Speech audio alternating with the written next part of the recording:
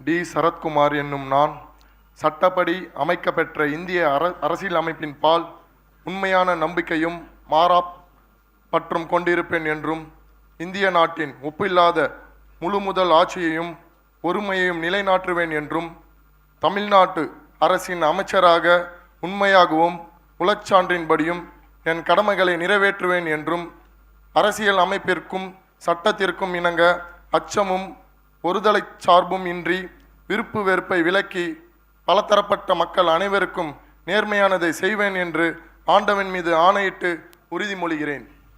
நான் டி. சரத்குமார் என்னும் நான் தமிழ்நாட்டு அரசின் அமைச்சர் என்ற முறையில் எனது கவனத்திற்கு உள்ளாவதும் தெரிய வருவதுமான எந்த பொருளையும் அமைச்சரின் கடமைகளை உரியவாறு நிறைவேற்ற தேவையான அளவிற்கன்றி ஒருவரிடமோ பலரிடமோ நேர்முகமாகவோ மறைமுகமாகவோ அறிவிக்கவோ வெளிப்படுத்தவோ மாட்டேன் என்று ஆண்டவன் மீது ஆணையிட்டு உறுதிமொழிகிறேன்.